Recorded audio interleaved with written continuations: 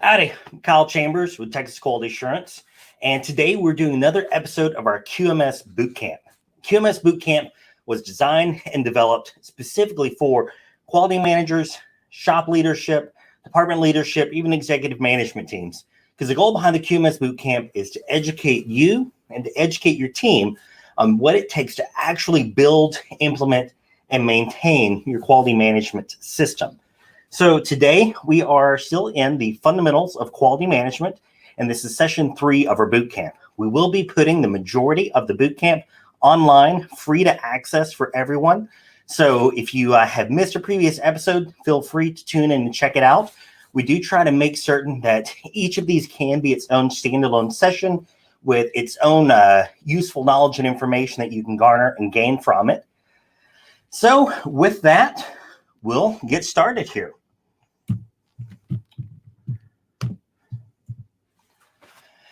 The first part of this session today is talking about this continuous improvement cycle. It goes by a number of different names, from the continuous improvement cycle, Deming cycle, quality management cycle, among other terms that have been thrown out there. And we often call it the PDCA cycle. Now, I do want to mention Edward Deming. He's someone that we've talked about before, someone we'll talk about a lot, because he really cemented a lot of what we know of our modern quality management is really his work. So when Deming developed this, it was actually the plan, do, study, act cycle, as opposed to the more modern equivalent of check. And we may get into discussing some of these details, but generally speaking, this is the fundamental foundational piece of our quality management system that we'll dig into, of course, in a little bit more detail. So this graphic is actually taken from the ISO 9001 standard. ISO 9001's done a really fantastic job of incorporating these ideas into the development of the standard. It is sad to see, however, that this isn't emphasized more often with ISO 9001 consultation, implementation, and certification. Unfortunately, by the time you get to being certified by your ISO auditor, your auditor is really not going to discuss anything about the plan, do, check, act cycle. What they're going to be looking at is really just your conformity to your processes and your procedures. The key, though, the reason that this is important in looking at is in developing a process.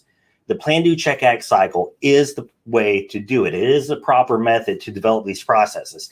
And we can do this from any number of ways. You'll probably find we have a video here on YouTube as well as on the podcast for what we call coffee pot process mapping. On our podcast, we also did one recently on what we call Christmas crack. It's a candy that my wife makes that we give out around Christmas time.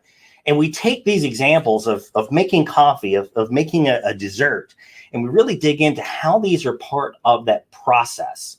And when I say process, I mean process in the sense of what we're looking at here for the plan, do, check, act cycle. So let's take a look at a few things here on the board. So we have this PDCA cycle, right? So we have our plan, our do, our check, and our act.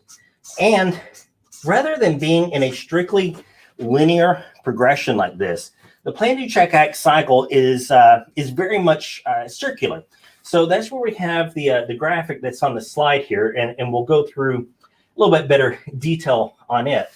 But what you'll generally see is the 4 quadrants. We've got plan, do, check, and act, with the arrow rotating us around. And this is actually highly, highly significant, because whatever our core process is here, let's say, for instance, this core process is document control, or for one of our more fun examples, this process is making coffee, a very, very vital feature. I have no shortage of coffee cups around here.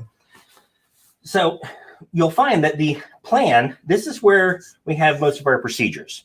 This is where we develop those requirements. We identify the requirements that we have. Now, I'm going to bet money that not one of you has ever laid out a plan for every detail the first time, and it worked perfectly.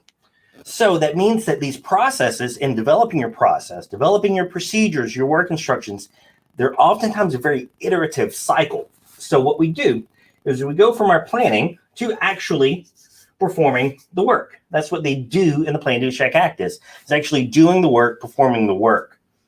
Once we go into our do, we don't necessarily know if we did good or not all the time. If you take a look in ISO 9001 and clause 8.3 for design and development, when you develop something, you have a plan for what you're going to develop. You go through the work of developing it, but then you have to go through 2 additional check phases. One is the verification. Did we build what we intended to build? And then you have the validation, which is, did we design and build what the customer expected? They're not always quite the same. So then we have the do, and that moves us into our check. Whereas when we move into our check phase, it's very critical. What are we checking? When did we determine that we were going to check something? That was predetermined in the planning process. So when you go to perform the check, you should already know what you're checking it against before you perform the work.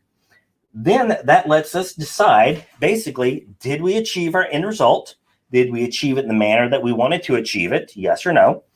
If the answer is no, that is what we generally call a non-conformity. Something did not conform to our preconceived ideas and notions of how this should operate. So then we take that act, and there's any number of paths that can be taken from here. And in future episodes, we'll dig into this terminology deeper. But this is where you have things such as your corrective action report. And let's get a better marker here. Got our corrective action reports. Sometimes they're referenced as CAPAs, corrective preventative action report. And again, we'll discuss those details a little bit further. But for simplicity's sake, a corrective action and a corrective action preventative action, by the rules, for lack of a better term, of ISO 9001, are effectively the same improvement tool, because any corrective action does have a preventative nature implied. You may see these as a change notice. We may see these as a continual improvement project. So any number of forms of improvement that we can take. But that's what the act is about, is what improvements we're going to take. What changes are we going to make to then reintroduce back into our planning cycle? So this is the simplest and easiest way that we can see how processes begin to interconnect with one another. So when we talk about process mapping, which we will talk about, and if you listen to the Quality Matters podcast, it is no shortage of a topic to talk about process mapping. You'll very quickly begin to see how the output of one process quickly becomes the input of another, only to cycle back into the parent or other future processes. This is far more important, though, than talking about process for the sake of process. It's very critical to know the interactions of these things. So let's take a look at one more example here. And we'll pull this from, get that out of the way. I'll pull this from the example that we've got on the screen. So if you can go ahead and show the PowerPoint on the screen real quick. What we've got here is a little bit of a, honestly, cumbersome looking diagram, but it is incredibly important to understanding the fundamentals of a quality management system. So what we have here, and they denote in the brackets the clause of the ISO standard. So we have here our support and operation. Support and operation moves into our performance evaluation.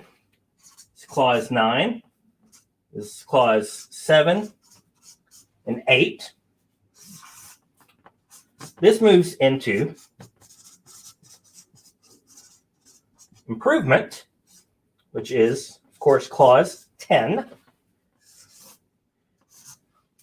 into planning, which is in clause 6. And at the key, the heart,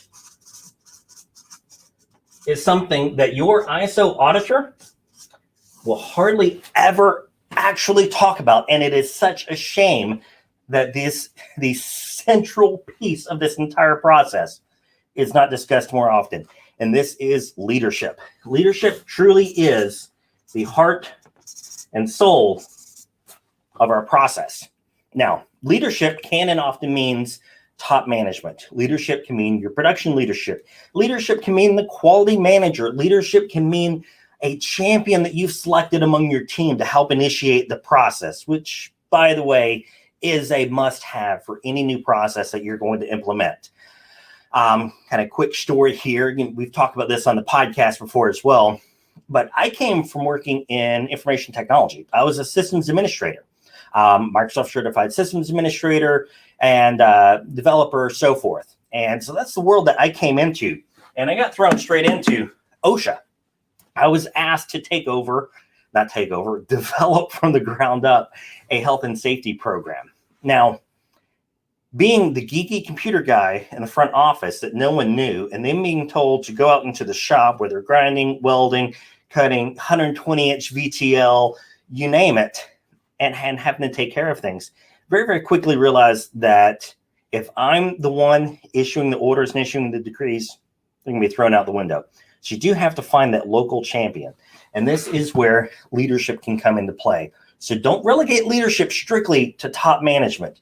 Please be aware that leadership exists throughout the organization, but is central to any proper process. So the way that this starts, you might say, well, Kyle, where's this start? No. Starts with leadership. So leadership has to identify the need for a process or a series of processes that are, again, often very interconnected. So the best way to really consider it is you start at the planning process. An old adage is nothing's ever real until it's written down first. Nothing exists until it's documented. Now, this can be taken to the extreme, but in general day-to-day language in life, this is absolutely true. So we start with a planning process. The plan establishes the objectives of the system and all of the additional processes that are going to go into play. You identify the resources needed to deliver the results.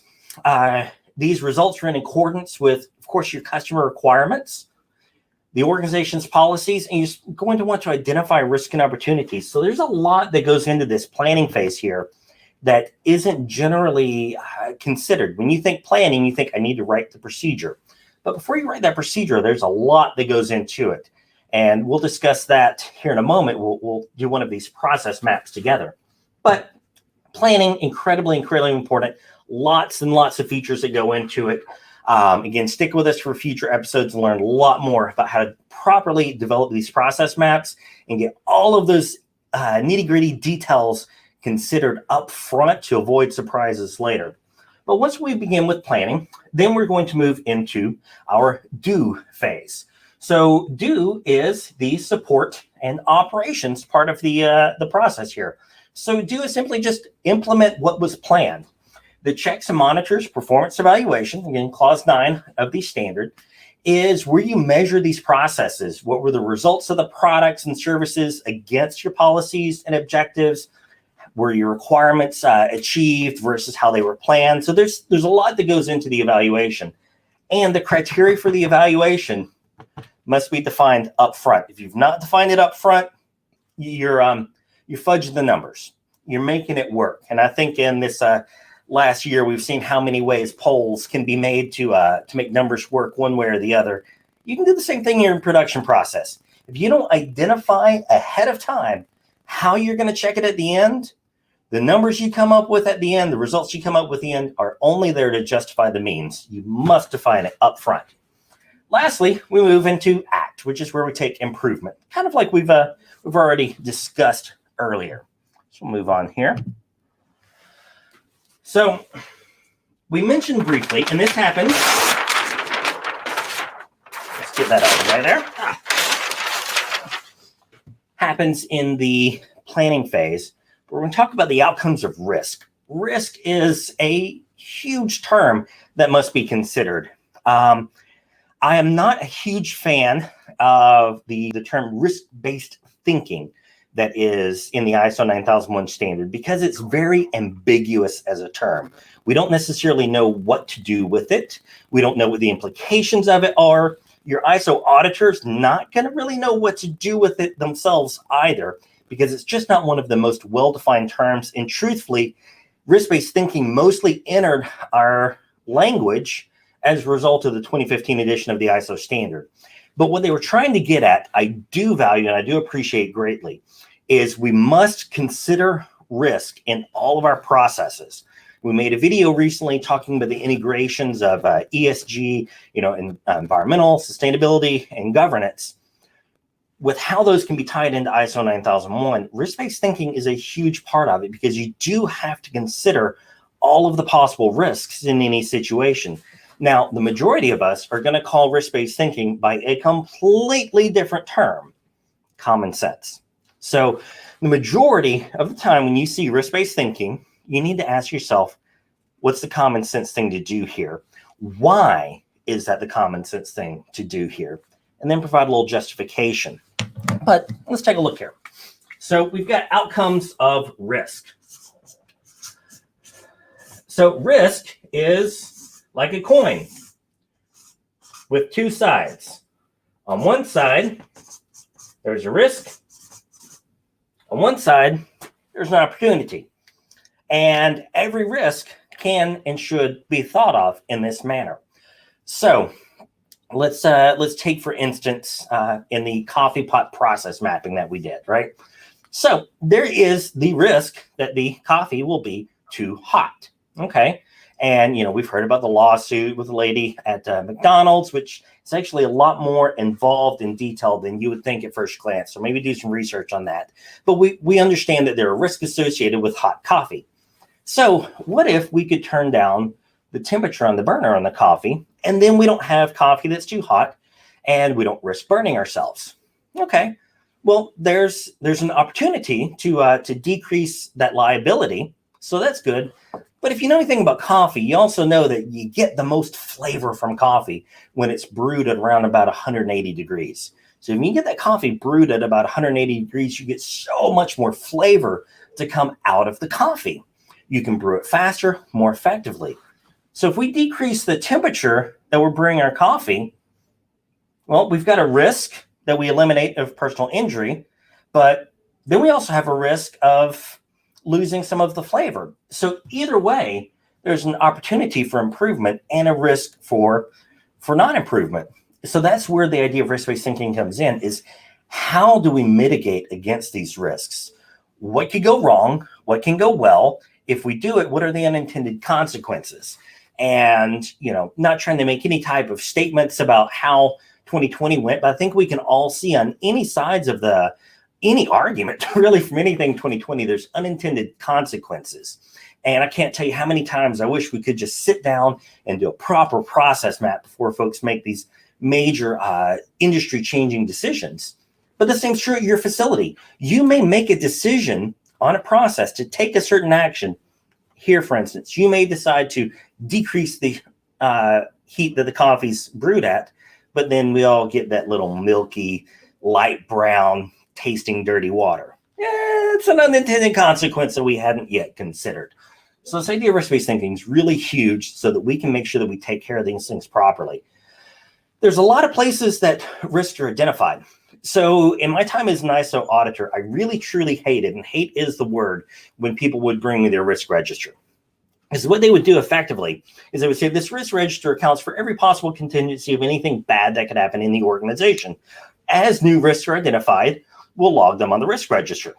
Now, I'll tell you, I don't think I ever saw a single organization that actually updated the risk register past its first 6 months of being in place.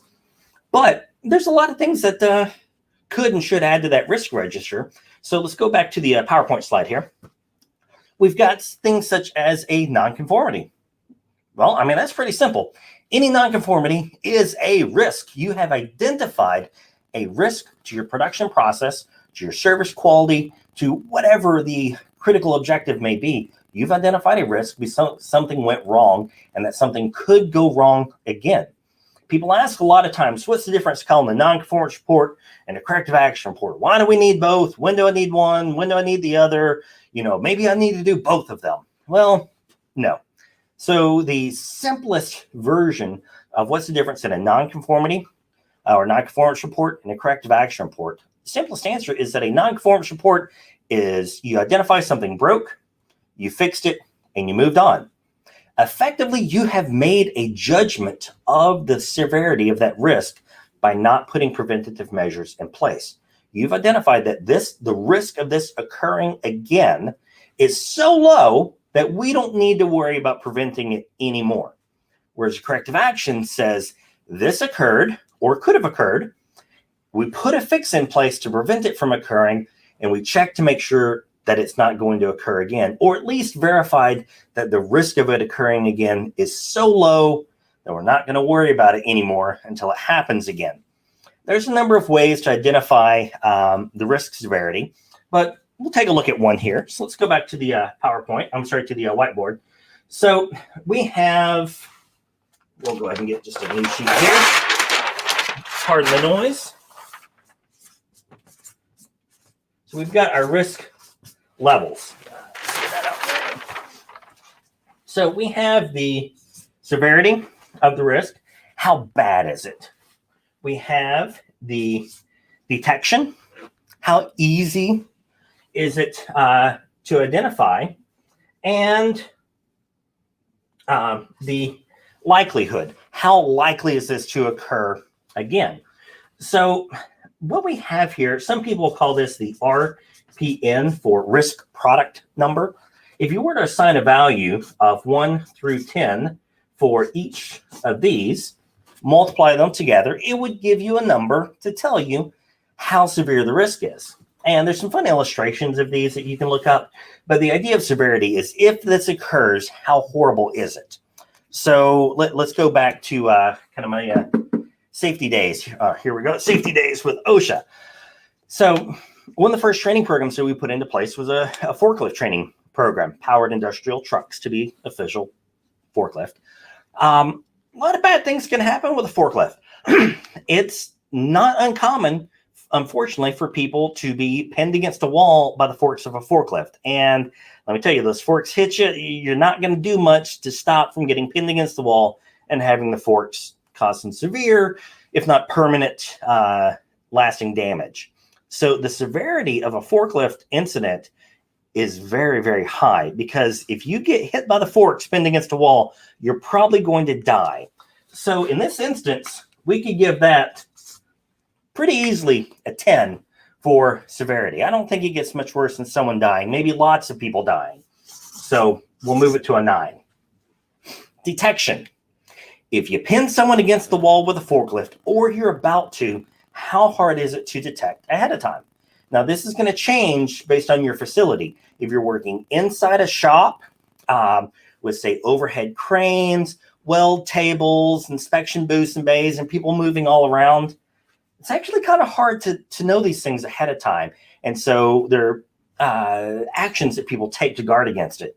On the other hand, if you're working in an open area outside where there's not a lot of foot traffic, it's pretty easy to see if someone's straight in front of your forklift that you might hit. So let's take that example, that we're in a very large outdoor area that's sparsely populated with people. So the detection right here is very easy to detect. So we'll give this a 2 for the detection. How likely is it to occur? Again, depending on your situation, can be very different. But in this scenario where we're outside, there's very few people around, and you're pretty much the only one moving the cargo around, it's not very likely to occur. So we'll give this a 2. So 2 times 2 times 9 gives us an RPN of 36. That's a fairly low risk. A lot of organizations will set thresholds for their risk RPN of anything above this threshold, we issue a corrective action. Anything above that threshold, another higher threshold, maybe we hold a management meeting or some sort of review to decide how to properly address this. Now, again, we'll go into more details of risk mitigation in future episodes, but at the simplest, most fundamental level, this is how we do it. And this is how we determine the need between a corrective action and a non-conformance report. Let's go back to the PowerPoint. So we have another one, hazard identification. So hazard identification is another big one. And we kind of did this here. But in a hazard identification, you would take any given process and you would outline all of the possible things that you in your mind and your team in their minds can conceive could occur. So again, if we take the example of our coffee pot process mapping, one of the problems that I used to run into with our coffee pot at the old office was we had 3 burners on it. So lots of guys in the office love coffee, kind of necessary to have 3 burners running. Well, if one sat on one burner too long without getting used, it only took about 30, 45 minutes. And coffee was burnt and nasty. Well, it's a hazard. I don't want to drink nasty burnt coffee. I want to drink good coffee.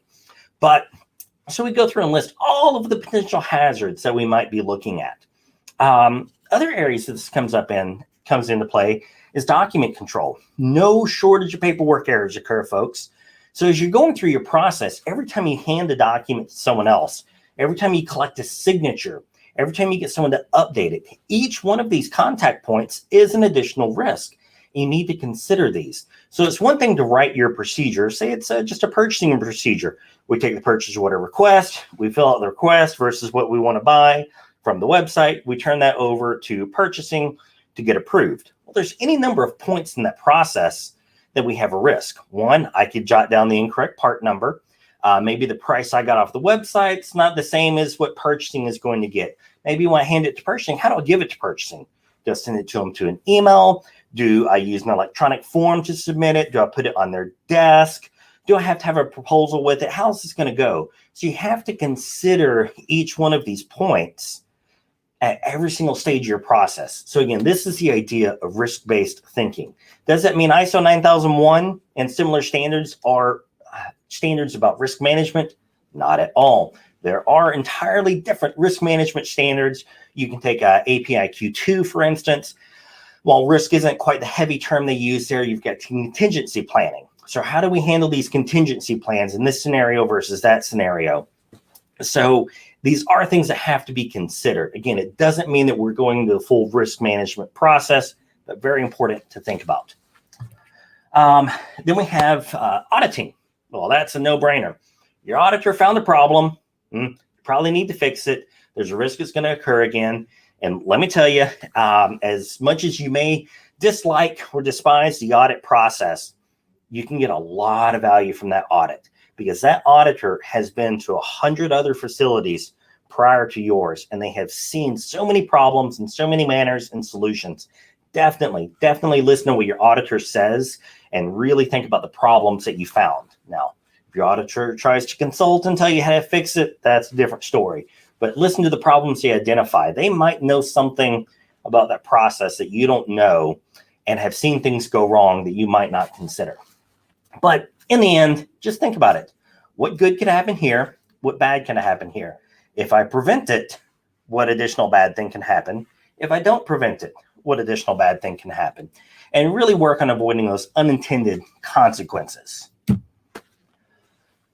All right, context of the organization. We talked about this a little bit in our last video. We went through this long list of, I know, very mind-numbingly boring definitions. Very valuable, but let's face it, definitions are boring. Context of the organization was one of them. Context of the organization, it is one of the most ambiguous, weird terms in the standard. But basically, what we're going to do in context of the organization is we're going to take what's the scope? What do we do?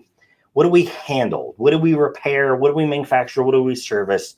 What's our policy? What is our company mission? And how does that relate to our quality management system or our occupational health and safety management system, our environmental management system, our ESG management system, which is becoming more and more popular these days? Whatever management system you have is, how does your company policy, your company mission impact those? How can your quality system then impact your company mission and vision? This is going to be the root of your quality policy. Then you identify your quality objectives. What are the key features, the key things that you know will indicate if you're doing well or if you're doing poorly? So for a manufacturing organization, on-time delivery is almost always an objective. And there's some measure of on-time delivery that you're going to track and monitor. For service-based organizations, customer satisfaction and various ways that can be tracked is often one of the quality objectives. I've seen another organization where they used what we call the Good Catch card, which is available for download on the website at texasqualityassurance.com. Just search for Good Catch card. They've used that Good Catch card as part of their quality objective because they wanted each employee to turn in so many Good Catch cards on an annual basis, because that fueled an environment of improvement, self-monitoring, and really helped build the culture that they were looking for. But that's really what context the organization is about.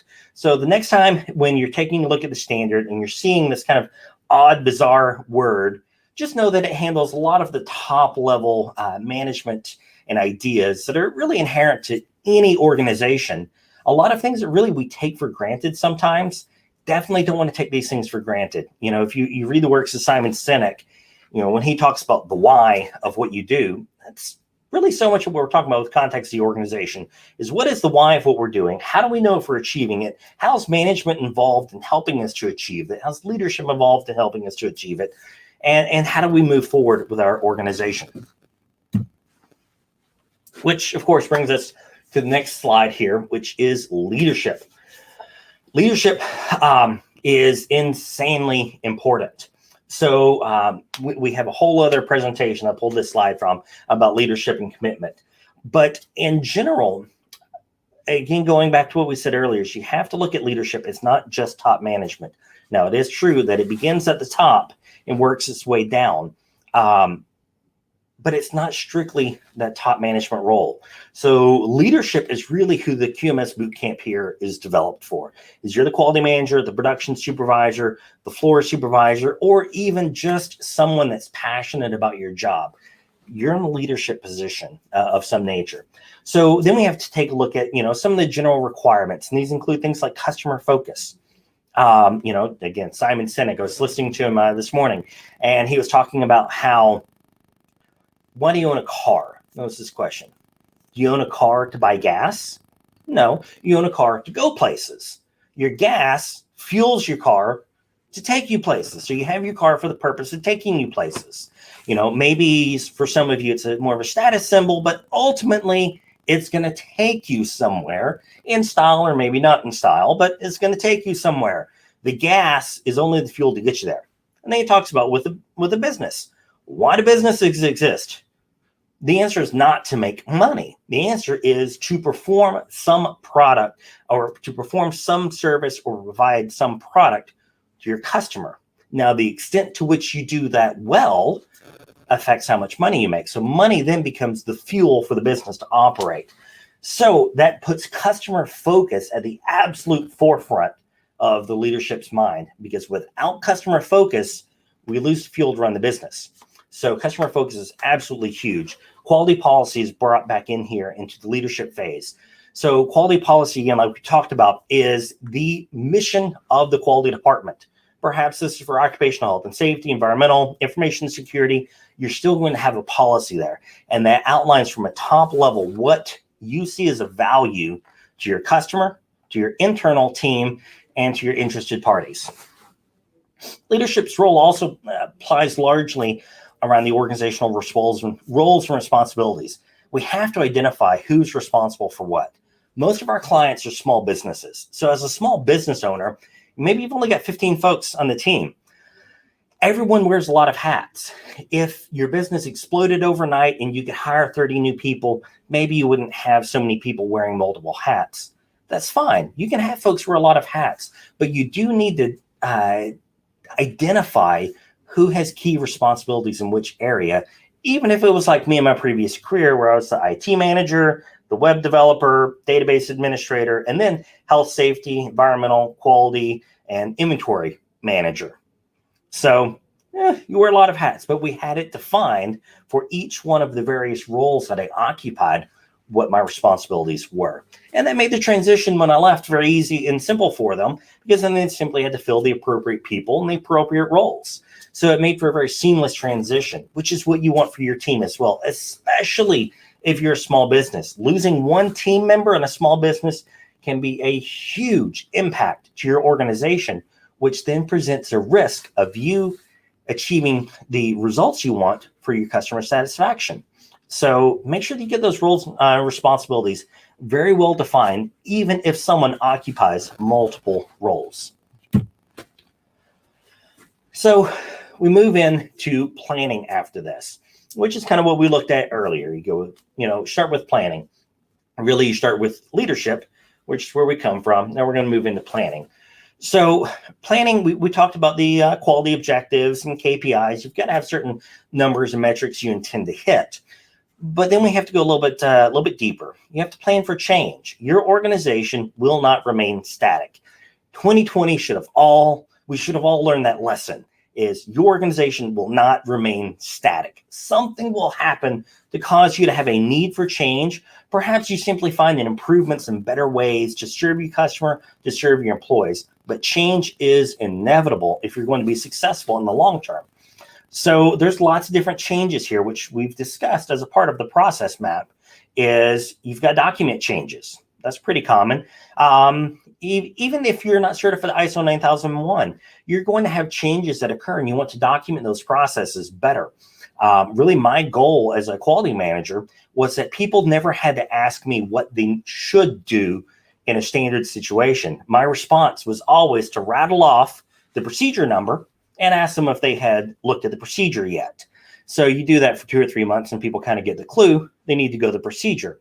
And that's really good because then people know that the answers are out there. They're not solely dependent upon you. The organization can function much more effectively. It also means that when things go wrong, you've got that proper paper trail, and even not paper trail, you've got that proper trail of evidence to find, well, why did it go wrong? And then you have the opportunity to make improvements, which is usually denoted as a new revision of a procedure. So this, of course, includes all of our process changes, engineering changes are no shortage. Technology continues to advance, and so we're always having to make changes to previously engineered solutions. And these must be monitored, maintained as well. So we'll move on here. This is one that we've actually spent a lot of time on the Quality Matters podcast discussing. I think we had 3 episodes dedicated to just this one slide. Now, I promise you, I'm not going to talk for the next couple of hours about this here, but the principles of quality management are absolutely huge. So these govern how you implement, build, and maintain your management system. Again, regardless if we're talking about quality, occupational health and safety, environmental, it doesn't matter. These principles are absolutely foundational. They begin with customer relationship, customer focus, leadership, the engagement of people. I've talked already about how you want to get some local champions in there. You want to get folks from all levels of hierarchy in the organization involved. Top management may have a really good idea of what's being sold to the clients and the top level requirements from a budgetary and financial standpoint. But then your mid-level management, who may interact with the customer more often, knows more details about the complaints that they've had and the features that they did or didn't like. And your lower-level employees can speak more accurately to how feasible is it for us to actually implement that change and for it to be effective. What are the unintended consequences of managing and maintaining these things? That, of course, leads us to improvement. This idea for evidence-based decision-making, another huge one. Evidence-based decision-making means that we are not making a decision solely on anecdotal information. We have some sort of evidence or information to point to as to why this is a good reason for change. Something that I pressure folks to do a lot is before they make any type of a business change is prepare a case for change. Why is the change needed? Why is this change going to be successful? And how are we going to check to verify if it's successful? If you can't put this down on paper, you probably shouldn't make that decision. And then the last one's relationship management, which in the newer version of the ISO standard, we talk about as interested parties. So a very, very key feature, especially as we move into this more modern, oftentimes more progressive market that we're living and working in, is people, and as they ought to, care more and more about the impact that the organization has on the environment at large, on how they handle their people and the lives, how they impact that there. And again, this gets us into this ESG type world, which was not the intention with the writing of ISO 9001, but it does do a lot for us. So your interested parties could be TCEQ, Texas Commission on Environmental Quality, the EPA, could be OSHA over here. These could all be different facets. So we want to think about these things of who are the parties that either have an impact on our organization or in return that we impact. So there's a lot to be unpacked here, but that's all we'll do for today's sake. So that's a lot, I know, but again, trying to get through the fundamental aspects of quality management and a quality management system. So if you have any comments, questions, anyone viewing this, feel free to go ahead and pop them there into the chat window. Otherwise, you can feel more than free to contact me directly. You can leave a comment below the video. Just let us know the easiest way to get a hold of you. Very happy to answer your questions, to talk with you about your quality management system. And probably the easiest way to do that would be to go to book.texasqa.com. That's book.texasqa.com. And you can book a 30-minute informational meeting with myself directly or any other member of our team. We'll be more than happy to just sit down and discuss whatever's going on with you. We can do this all remotely via Teams or phone, so you don't have to worry about trying to meet in person, especially if we're across country or with in-person meeting as it is in this post-COVID-19 era. So does anyone have any other questions? I'm not seeing anything pop up here right now, but I know a lot of you guys check these things out after the fact. So with that, we'll go ahead and conclude it. Thank you very much for your time here. We're looking forward to putting out a lot more of these in the future. If you want more information, go to texasqualityassurance.com. You can find us on LinkedIn, Facebook, Twitter, Instagram, you name it, or check out the Quality Matters podcast anywhere you listen to podcasts. Thank you.